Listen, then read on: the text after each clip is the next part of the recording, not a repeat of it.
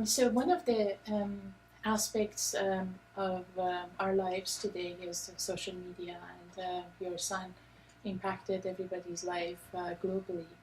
I think especially for the dentist, it's very important because everybody believes in word of mouth, and that's how we go to the dentist, from what we hear from family, friend, and we also ask, who do you recommend? So how do you think dentists can use social media to enhance their business?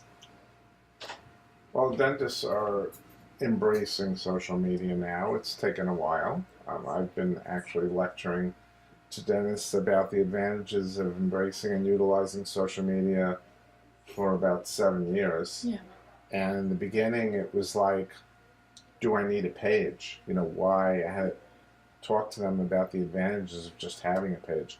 Now everybody's got a Facebook page, like everybody has a website, and it's more of, how do I best utilize this tool? So you touched upon word of mouth recommendation, which was always the bread and butter of a quality oriented dental practice. Satisfied patients recommend their friends and family, and the advantage is that the patient coming into the office has a certain trust factor, as opposed to a patient who came to the office maybe because they drove by and saw the sign and it was in a convenient neighborhood location, or maybe the dentist is on the insurance panel that they have insurance through their covered job. Those situations, there's a trust has to be built, and I'm not saying trust doesn't have to be built with any patient, but when someone comes to you knowing that their friend has been satisfied with the service, that's a certain level of inherent trust. And in the early days, the basic form of social media marketing that was promoted by Facebook was the use of shared likes. Yeah. So a dentist basically thought that all they had to do to succeed on Facebook was just get a bunch of likes, get 100, get 500, get 1,000 people to like their page.